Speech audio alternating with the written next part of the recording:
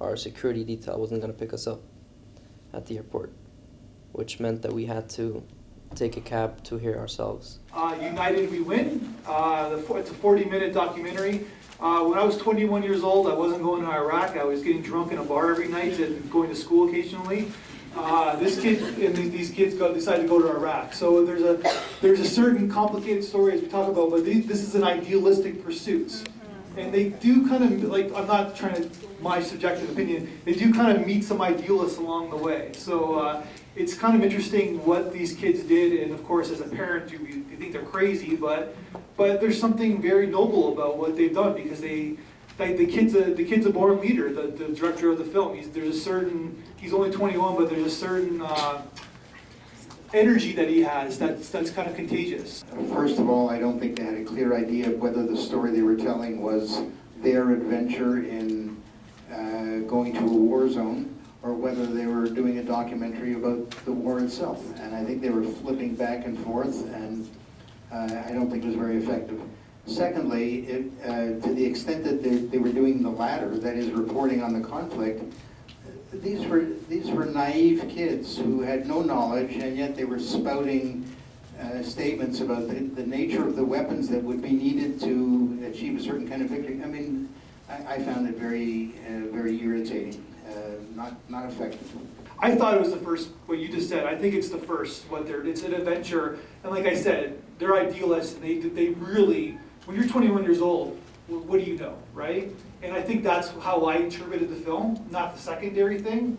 And so that's how I got it. It's like their adventure, and they're kind of like there's part craziness, there's probably brave, but I understand what you're saying, but I think it's really the first point. I think it's just their adventure. And then of course they're making their reactions. We'll go to this comment right there.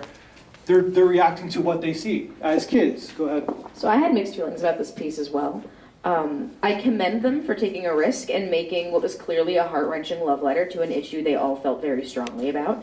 I also felt, like the last comment, that it might have been it lacked a little focus, not that it lacked passion. And I also thought that their take on certain issues, like I watched the last video on, like the last short film on a similar issue, and felt like, this is a very clear message. It might be oversimplified, but on this one, I didn't really know where their theme lie. And also, if it is an adventure piece and that's the primary goal, I didn't see them return. I didn't see them get back. And when it ended, I was like, did they get back safe? Did anyone die? And so I really wanted to see them like land the plane home and like get back on homeland. Well, I think we just saw the film, so I think that tells us that. Well, no, yeah, I gleaned it, but I wanted to see them arriving back and how their lives changed now, seeing back on homeland. This shows a tremendous societal change in the last 50 years. 50 years ago, young people marched in the street yelling, "Hell no, we won't go." These young people are saying, hell yes, we have to do this. And that's a tremendous flip from the way things were once upon a time. I think that what hit me too was, here they're going, and people have to take care of them, which takes away from what the people are really doing. The seriousness of what they're doing, they have to worry about these kids who may get hurt. He did say, this is the first time we've seen anything like this, and it's like, what a slap in the face to the 6 million Jews during World War II. Yeah, there's something 100% of what you're saying.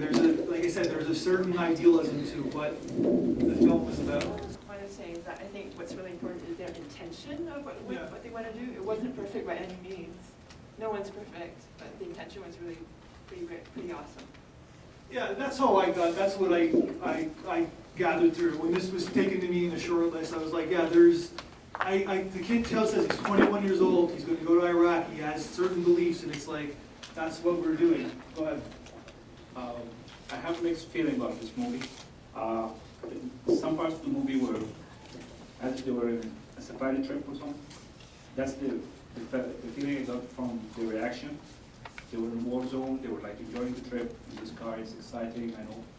And for some part of the movie, it sounds like an infomercial. Like they had a message to say. Like I didn't get the idea about the movie. What were they trying to say exactly? It wasn't so clear to me. And they asked really valid questions, and they didn't press to get answers for them. They said, okay, this is the supply line for ISIS, and they asked to solve it, and he replied a very vague reply which didn't answer them. Why aren't they stopping it? And they didn't want to come out with an answer. So if you're not getting answers out of this opportunity, why are you shooting this movie? You traveled across the world, you came back with no answers. Yeah. You had all the chances to get the right answers, and you didn't get it. I saw it as a coming-of-age story, and in comparison to the first one, the first documentary that we saw about Kurdish refugee camp, I thought that was actually at least presenting some multiple viewpoints, and I've been thinking a lot now about the idea of the danger of a single story, of an oversimplification. So to me, it actually presented something other than just one view, and yes, there were some endearing and funny moments and very mature moments, but it was, I liked it, I thought it was great.